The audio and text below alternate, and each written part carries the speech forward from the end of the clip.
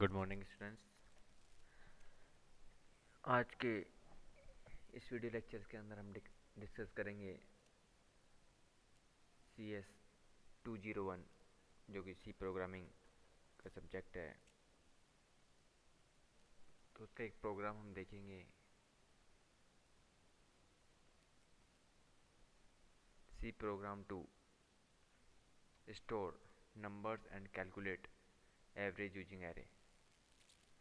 इसके अंदर क्या है कि मुझे एक सी लैंग्वेज का एक प्रोग्राम लिखना है जिसके अंदर कुछ नंबर्स को क्या करना है, स्टोर करना है, और जो नंबर स्टोर किए गए हैं उन नंबर्स का क्या निकालना है, एवरेज कैलकुलेट करना है यूजिंग एरे। ये काम मुझे करना है एरे के थ्रू। तो जो भी नंबर स्टोर होंगे वो किसके अंदर स्टोर होंगे, एरे के अंदर स्टोर होंगे। क्लियर। तो एरे बेसिकली मैंने बताया हुआ है कि एरे क्या है, सिमिलर डेटा टाइप्स का क्या है, कलेक्शन होता है जिसके अंदर समान टाइप के डेटा को क्या करता हूँ मैं, स्टोर करता हूँ। और वो समान टाइप का डेटा से मतलब होता है कि उसके अंदर जो भी एलिमेंट स्टोर होंगे, उस एरे के अंदर जो भी एलिमेंट स्टोर होंगे वो सारे क्या होंगे, सेम डेटा टाइप के होंगे। सपोज करो आपने इंटीजर टाइप के एरे बनाई, तो उस एरे के अंदर केवल इंटीजर टाइप की वैल्यू क्या होंगी, स्टोर की जाएंगी। क्लियर।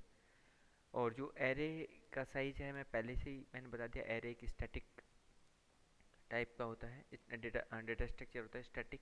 उससे मतलब है कि मैं कंपाइल टाइम पे ही उस एरे का साइज़ क्या कर देता हूँ, डिफाइन कर देता हूँ। उस साइज़ को डिफाइन करने से मतलब है कि उस एरे के अंदर कितने एलिमेंट स्टोर होने वाले हैं, वो चीज़ मैं पहले से क्या कर देता हूँ, डिसाइड कर देता हूँ। जैसे ही आप एरे के अंदर एलिमेंट्स को स्टोर करते हैं, तो वो सारे एलिमेंट्स को स्टोर करने के बाद मुझे क्या करना है, एरे के अंदर कितने नंबर्स हैं उनका एवरेज कैलकुलेट करना है। वो प्रोग्राम आज हम इस वीडियो लेक्चर के अंदर डिस्कस करेंगे। क्लियर। ओके। तो इस प्रोग्राम में मैं बात करूँ, सबसे पहले मैंने यूज़ करा हेडर फाइल। यहाँ पे हेडर फाइल यूज करी, hash include I study I dot H. फिर मैंने मेन फंक्शन लिखा, यहाँ से मेरा मेन प्रोग्राम चालू होता है यहाँ से। इसके अंदर मैंने दो वेरिएबल लिए इंटीजर टाइप के, इंटीजर एन और एक इंटीजर आई, दो वेरिएबल लिए। दो वेरिएबल के लिए मेमोरी में क्या होगा, स्पेस क्रिएट होगा। उसके बाद मैंने फ्लोट टाइप का नम नाम से मैंने क्या बनाया, एक एरे बनाया। देखो एरे को डिक्लेयर कैसे करते हैं, पहले डेटा टाइप, फिर एरे का नेम और फिर उसका साइज। क्लियर। तो ये वही उसका डेटा टाइप था फ्लोट, नम उस एरे का नेम हो गया और उसका साइज कितना है, 100। इसका मतलब ये हुआ कि आपने एक नम नाम से एरे बनाया है, उसका साइज कितना है, 100 है। उस एरे का साइज कितना है, 100। क्लियर। तो एक 100 बाइट की, सॉरी, फ्लोट है तो फ्लोट कितने बाइट का लेता है, स्पेस 4 बाइट का, एक एलिमेंट के लिए 4 बाइट तक।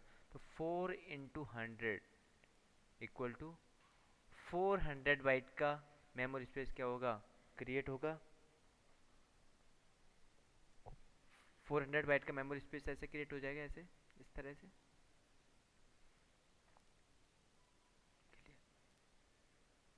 ये 400 बाइट का मेमोरी स्पेस क्या होगा, क्रिएट होगा। ये एरे है और इस एरे का नेम मैंने क्या दिया है, नम। एरे का नेम क्या है, नम। जैसे इंडेक्सिंग, एरे का इंडेक्सिंग बाय डिफॉल्ट 0 से स्टार्ट होते हैं, 0 1 2 3 4 5 6, ऐसे करते करते करते कहाँ तक, 99 तक। ये क्या होगा, स्पेस क्रिएट हो गया। मान लो इसका इंडेक्स पहले का एड्रेस है 1000, 4 बाइट का, हर एक 4 बाइट का लेगा तो नेक्स्ट क्या होगा, 1004, 1008। इसका एड्रेस, इस वाले इंडेक्स का एड्रेस 1000, सॉरी 12, 1012, ये कितना 14, 12 सॉरी 16, 16 के बाद कितना 20। इस तरह से मेमोरी स्पेस क्या होता रहेगा, मेमोरी का एड्रेस क्या होता रहेगा, अलोकेट होता रहेगा। तो नम के अंदर क्या रहेगा, नम के अंदर एड्रेस रहेगा, किस टाइप का एड्रेस रहेगा, बेस एड्रेस, एरे का बेस एड्रेस। ये क्या है, एरे का बेस एड्रेस। हमेशा याद रखो, एरे का जो बेस एड्रेस है वो हमेशा एरे के नेम के अंदर ही क्या होता है, स्टोर किया जाता है। इंडेक्स 0 बोलूँ या एरे का या इंडेक्स 0 का, सॉरी, एरे के अंदर जो एलिमेंट है, फर्स्ट एलिमेंट का एड्रेस बोलूँ या इंडेक्स एड्रेस बोलूँ, दोनों क्या होते हैं, सेम ही होते हैं। क्लियर, ये मुझे ध्यान में रखना है। ठीक है, फिर मैंने एक वेरिएबल बनाया है सम नाम से, फ्लोट टाइप का ही, सम में 0.00 से इनिशियलाइज करा, और एक मैंने वेरिएबल लिया एवरेज। ये तो थे मेरे वेरिएबल्स जो मैंने यूज़ करने हैं इस प्रोग्राम के अंदर। क्लियर, अब बात करते हैं एरे के अंदर दो तरह से एलिमेंट दे सकता हूँ मैं। या तो मैं पहले से ही एलिमेंट डाल दूँ, उससे बोलता हूँ कंपाइल टाइम पे अपने सॉरी क्या डाल दी, वैल्यूज डाल दी। तो कंपाइल टाइम पे ही यदि आप पहले से यूजर से इनपुट नहीं लेना चाह रहे हैं, पहले से प्रोग्राम में फिक्स वैल्यू देना चाह रहे हैं, तो आप कैसे लिखते थे, जैसे मान लो इसके अंदर मुझे वैल्यू देनी होती तो मैं क्या लिखता, फ्लोट नम, ऐसे स्पेस दिया 100 इक्वल टू, यहाँ पे वैल्यू दे देता मैं, जैसे मैंने दिया मुझे 10.1 स्टोर करना है, फ्लोट है 10.8 कोमा 11.5 कोमा 16.8, इस तरह से वैल्यू स्टोर करता था, यहाँ कर्ली ब्रेस बंद और सेमीकोलन। इस तरह से मैं वैल्यू दे देता यहाँ पे कंपाइल टाइम पे। जैसे ही मेमोरी एरे को डिक्लेयर करा, एरे के डिक्लेरेशन के टाइम पे ही मैं एरे को भी क्या कर देता, इनिशियलाइज कर देता। इनिशियलाइज करने का मतलब है कि उसके अंदर वैल्यू को स्टोर करना या वैल्यू देना उस एरे के अंदर। लेकिन मैंने ये नहीं किया, मैंने क्या किया कि मैं यूजर से इनपुट लेना चाह रहा हूँ, यूजर अपना इनपुट खुद दे, अपने अकॉर्डिंग इनपुट दे, और उसके अकॉर्डिंग क्या हो, उसका एवरेज क्या हो, कैलकुलेट हो। तो मैंने यूजर से इनपुट लेने के लिए मैंने क्या किया, पहले एक प्रिंटफ स्टेटमेंट के अंदर enter the number of elements, आपको कितने एलिमेंट स्टोर करने हैं, कितने एलिमेंट का एवरेज निकालना है, वो चीज़ मैं यहाँ पे डालूंगा। क्योंकि साइज कितना दिया मैं 100, तो आप 100 तक का कैलकुलेट कर सकते हैं, लेकिन मैं चाहता हूँ केवल 5 का ही कैलकुलेट हो, तो यहाँ पे 5 आप इनपुट दोगे, 5 डालोगे, और फिर 5 यूजर से आप लोग को वो नंबर क्या देने पड़ेंगे, इनपुट देने पड़ेंगे, वो चीज़ है। तो सबसे पहले आप बताओगे कि आप कितने एलिमेंट्स का एड्रेस सॉरी एवरेज निकालना चाह रहे हो, तो वो चीज़ आपने यहाँ पे दी, वो चीज़ किसके अंदर आ जाएगी, एन के अंदर। जो एन मेरा वेरिएबल है इंटीजर टाइप का, उसके अंदर क्या आ जाएगी, वो वैल्यू आ जाएगी। ओके, आगे वाइल लूप चलाया, n इज ग्रेटर देन 100 और n इज लेस देन 1। यदि आप n की वैल्यू, जो आपकी n की वैल्यू आपने जो यूजर से इनपुट दिया है, आपने 100 से बड़ी देते हो या 1 से कम देते हो, तो इसका मतलब क्या है, 100 से बड़ी का मतलब क्या है, एरे का साइज ही नहीं है 100 से बड़ा, तो उसमें, और 1 से कम दोगे तो एक भी एलिमेंट आप लोग नहीं डालना चाह रहे, तो इस केस में क्या एरर आएगी कि error number should be in range 1 to 100। भाई नंबर जो भी आपके जो डालना चाह रहे हो, जिनका एवरेज निकालना चाह रहे हो, उसकी रेंज कितनी होनी चाहिए, 1 to 100 होनी चाहिए। इस तरह का मैंने एक मैसेज क्या किया, डिस्प्ले करवाया। क्लियर, ये चीज़ कभी, ये कंडीशन कब ट्रू होगी, जब आप एन की वैल्यू 100 से ज़्यादा डालोगे और एन की वैल्यू 1 से कम डालोगे, 0 डाल दी इस तरह। तो एंटर द नंबर अगेन, यदि ये चीज़ डालते हो आप, आपने मान लो 105 डाल दिया, तो ये मैसेज डिस्प्ले आएगा, तो आप आपसे दोबारा मांगेगा एंटर नंबर अगेन, तो आपने दोबारा नंबर डाला, एन के अंदर नंबर डाला। Clear, okay. जैसे ही नंबर डाला, मान लो आपने कुछ भी नंबर डाल दिया, उसके अकॉर्डिंग अब नंबर मेरा फिक्स हो गया कि एरे के अंदर इतने एलिमेंट क्या होने वाले हैं, स्टोर होने वाले हैं। क्लियर, मान लो आपने 10 डाल दिया एन की वैल्यू, तो 10 नंबर का मुझे क्या निकालना है, एवरेज निकालना है। ये चीज़ अब फिक्स हो चुकी है।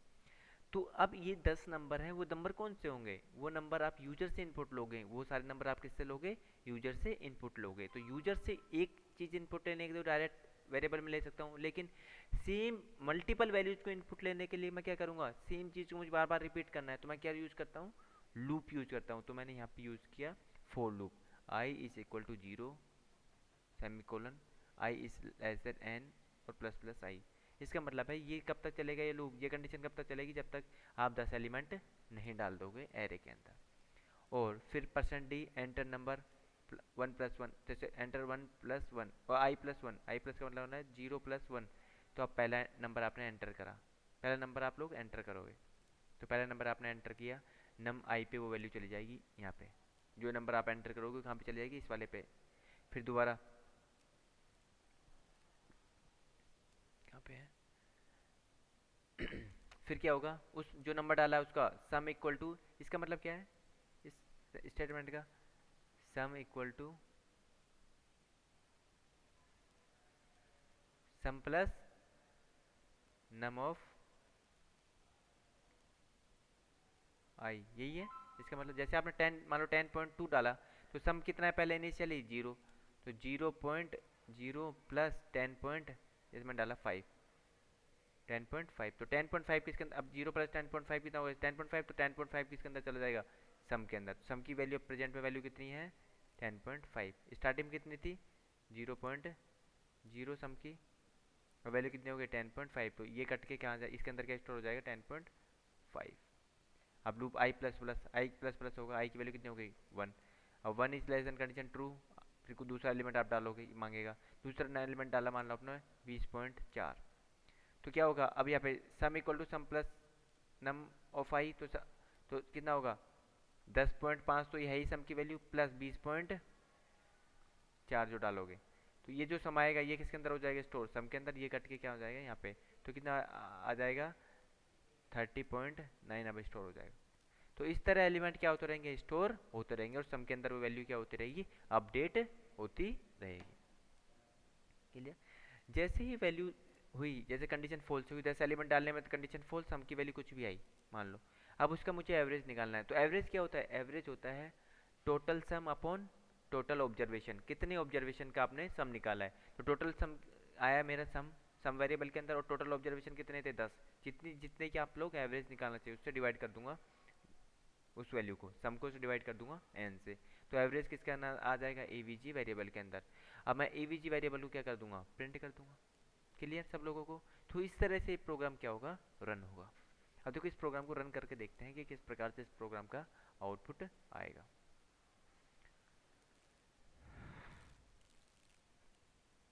देखो इसमें जैसे ही आपने enter the number of element, शुरू में ही आपने एलिमेंट डाले कितने, 6 एलिमेंट, तो 6 एलिमेंट यहाँ पे 6 एलिमेंट के लिए स्पेस क्रिएट हो गया, मतलब 100 के लिए हो गया, लेकिन एलिमेंट कितने डालने हैं अपन को, 6।